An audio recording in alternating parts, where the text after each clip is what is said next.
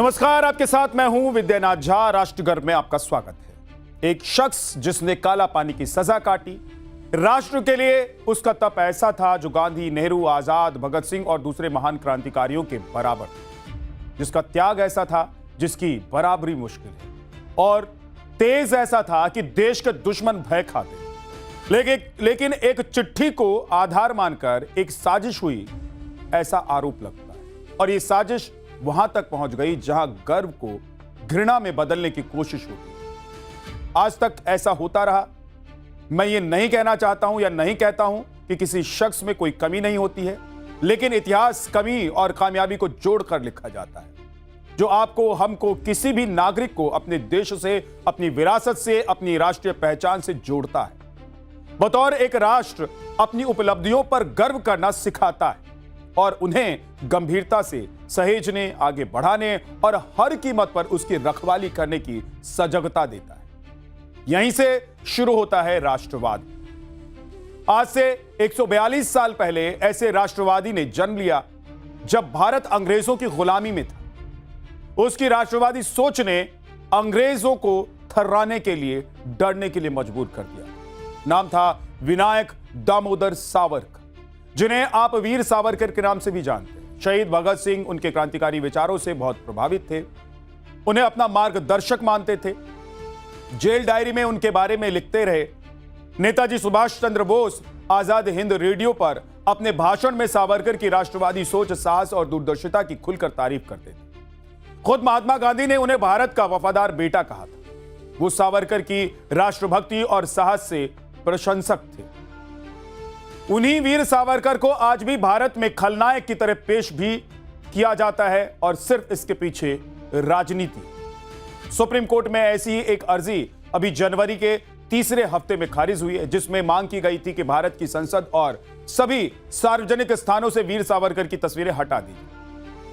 वीर सावरकर तो वो विराट शख्सियत हैं जिन्होंने गुलामी के दौर में भारतीयों में राष्ट्रगर्व की भावना भरी, हमें राष्ट्रगर्व करना सिखाया।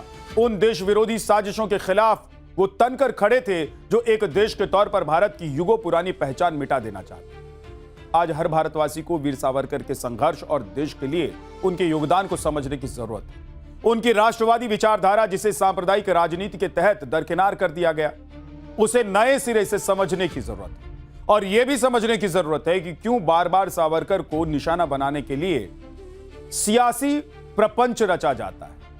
आज मैं वीर सावरकर का वो अध्याय सामने खोल रहा हूं आपके, जो आपको राष्ट्रगर्व से भर दे।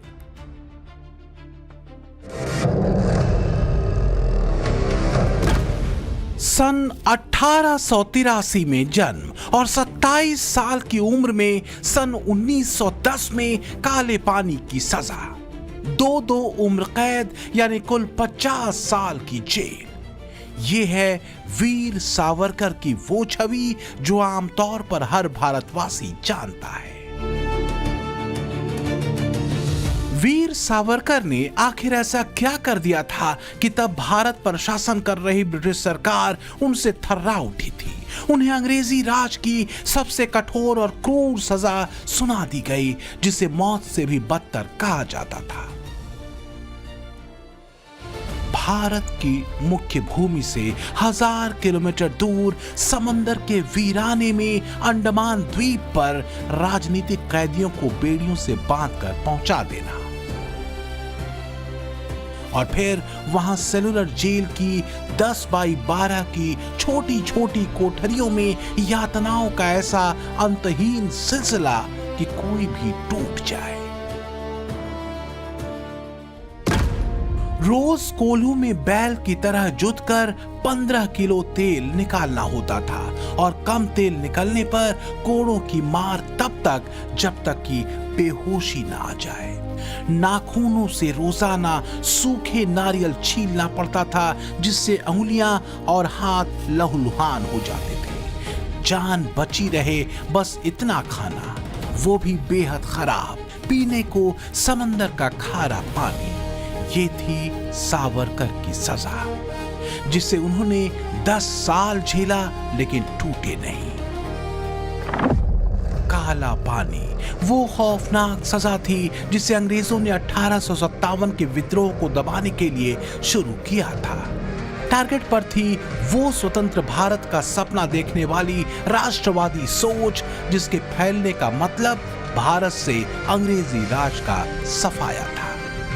10 मार्च 1858 को major James Pattison Walker Bharat से 200 विद्रोहियों को जहाज में लेकर पहली बार अंडमान चले थे। काला पानी की वो पहली सजा थी।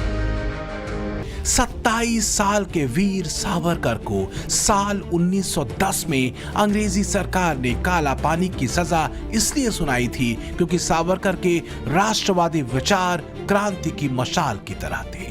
वो भारत के नौजवानों में ये भावना भर रहे थे कि बिना हथियार उठाए ब्रिटिश सरकार और उसके अत्याचार से मुक्ति नहीं मिलने वाली, स्वराज नहीं मिलने वाला। वीर सावरकर की बनाई संस्था अभिनव भारत गुपचुप तरीके से इस बड़े अभियान में जुटी थी जिसका एक ही मकसद था भारत में 1857 की तरह ही एक और क्रांति। अंग्रेजों के खिलाफ बड़ी सशस्त्र क्रांति का प्लान 20 साल की उम्र से ही सावरकर बुनने लगे थे, जिसकी वजह से 1904 में अभिनव भारत संस्था बनी। तब महात्मा गांधी भारत की आजादी की लड़ाई के सीन में कहीं नहीं थे। वो तब दक्षिण अफ्रीका में थे जहां सत्य अहिंसा सत्याग्रह का उनका पहला प्रयोग शुरू होने वाला था। गांधी 1915 में भारत लौटे जब सावरकर को काला पानी की सजा काटते 4 साल गुजर चुके थे और रिहाई का लंबा इंतजार बाकी था। वीर सावरकर को काला पानी की सजा का कनेक्शन 21 दिसंबर 1909 से जोड़ता है जब महाराष्ट्र के नासिक में अंग्रेज कलेक्टर A.M.T. जैक्सन की एक नाटक थिएटर में गोली मारकर हत्या कर दी गई थी। अंग्रेजों की दमनकारी नीतियों के जवाब में हुआ था यह हत्याकांड। अंग्रेजी जांच के मुताबिक हत्या में इस्तेमाल रिवॉल्वर वीर सावरकर ने लंदन से अपने नेटवर्क से भारत भिजवाई थी। एक ऐसी जेल जो धरती पर नर्क के समान, सैकड़ों किलोमीटर दूर तक पानी का शोर सुनाई दे, वहां अंधेरे के सिवाय और कुछ भी नहीं। उस सेल्युलर जेल में वीर सावरकर को यातनाएं दी।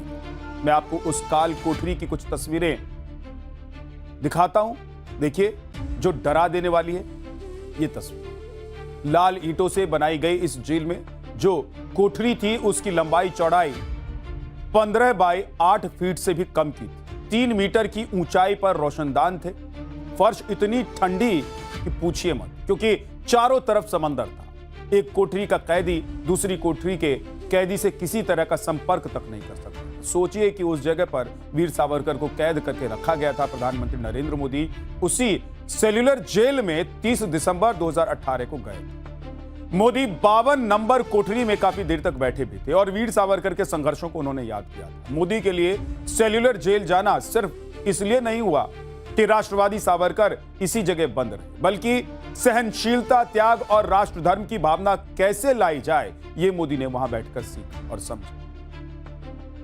सावरकर ने 10 सालों तक जिस जेल को अपनी तपस्या स्थली बनाया था, मोदी के लिए वो जगह साधना से कम नहीं। प्रधानमंत्री नरेंद्र मोदी ने सावरकर को इंडोमिटेबल यानी कि अदम्य बताया था। जेल की विजिटर बुक पर मोदी ने कुछ लिखा भी था जो अब तक सार्वजनिक नहीं किया गया। बाद में प्रधानमंत्री नरेंद्र मोदी ने सोशल मीडिया पोस्ट किया, सेल्युलर जेल में महान वीर सावरकर बंद थे। मैंने उस कोठरी का दौरा किया जहां अदम्य वीर सावरकर को रखा गया। कठोर कारावास भी वीर सावरकर के मनोबल को कम नहीं कर सका और उन्होंने जेल से ही स्वतंत्र भारत के बारे में बोलना और लिखना जारी रखा। अभी कुछ दिन पहले वीर सावरकर की भव्य प्रतिमा का अनावरण किया गया। संघ प्रमुख मोहन भागवत और गृहमंत्री अमित शाह ने सागर प्राण तलमलाला के 116 साल पूरे होने पर सेल्युलर जेल के पास सावरकर के विचारों को प्रतिमा के जरिए सामने रखा। पीएम मोदी का सेल्युलर जाना और फिर सावरकर की प्रतिमा का अनावरण करना, ये सब क्यों? तो इसके लिए आपको 115 साल पीछे लेकर चलते। वीर सावरकर बैरिस्ट्री की पढ़ाई के नाम पर लंदन गए थे और वहां फ्री इंडिया सोसाइटी बनाकर ब्रिटिश सरकार के खिलाफ क्रांतिकारी गतिविधियां चला रहे थे। वो अंग्रेजों की नजर में तब आए जब 1909 में लंदन में सर कर्जन वायली की हत्या हो। वो ब्रिटिश भारतीय सेना के बड़े अधिकारी थे और भारतीय क्रांतिकारियों की जासूसी करने वाली सीक्रेट सर्विस के प्रमुख भी थे।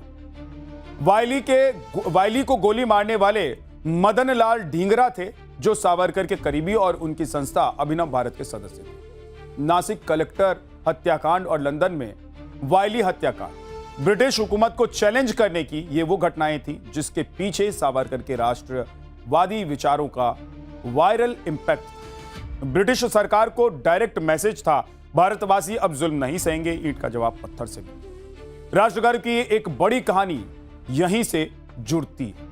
1857 की जिस क्रांति को ब्रिटिश सरकार, उनकी संसद, उनका प्रेस और ब्रिटिश इतिहासकार एक छोटे सिपाही विद्रोह के तौर पर प्रचारित कर रहे थे, 50 सालों से जिसे लेकर तगड़ा भ्रमजाल रचा जा रहा था, डिवाइड एंड रूल की स्ट्रेटजी के तहत अंग्रेज जिसे भारत की जनता के सामने महत्वहीन और बेअसर बताने में जुटे हुए थे, वीर सावरकर ने लंदन में एक किताब लिखकर ब्रिटिश शासन के उस दावे की धज्जियां उड़ाई। वीर सावरकर ने 1909 में लिखी the Indian war of independence 1857, इस किताब ने 1857 की लड़ाई की पूरी ब्रिटिश थ्योरी की ही खात्मा कर दिया, उसको पलट कर रखा। तथ्यों तर्कों के साथ बताया कि कैसे 1857 की आग पूरे देश में भड़की, हिंदू और मुसलमान कैसे सदियों का बैर भाव भूलकर मातृभूमि के लिए लड़ने के लिए एक साथ आ गए। अंग्रेज जिसे सिपाही विद्रोह कह रहे थे, सावरकर ने उसे भारत का पहला राष्ट्रीय स्वतंत्रता संग्राम सिद्ध किया। भारत में पूर्ण स्वतंत्रता संभव है और सशस्त्र विद्रोह ही एकमात्र रास्ता है। सावरकर ने इस विचार को अपनी किताब में प्रभावी तरीके से रखा और 1857 जैसी एक और क्रांति की जरूरत गिनाई। अंग्रेजों ने सावरकर की इस किताब को बैन कर दिया, लेकिन वो भारत के नौजवानों में क्रांति की चिंगारी सुलगने से नहीं रोक सके।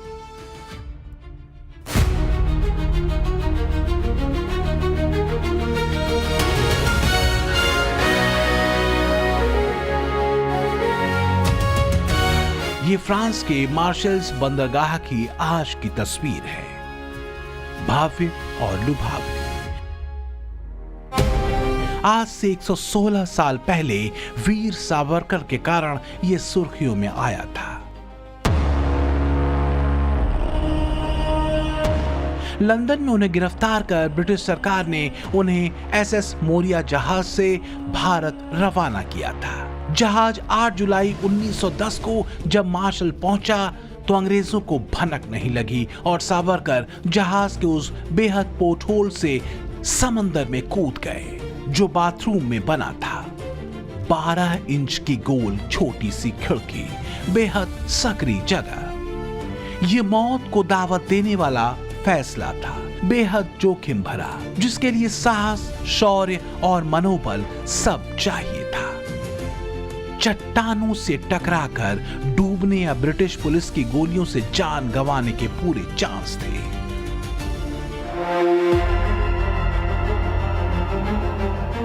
यह असंभव परिस्थितियों में आजादी की तलाश, ब्रिटिश दमन को चुनौती देने और अंतरराष्ट्रीय स्तर पर भारत की आजादी के संघर्ष को लाने की कोशिश थी। सावरकर पकड़े गए, लेकिन अपने मकसद में कामयाब रहे। फ्रांसीसी पुलिस ने सावरकर को यह सोचकर अंग्रेजों को सौंप दिया कि वो कोई सामान्य कैदी हैं।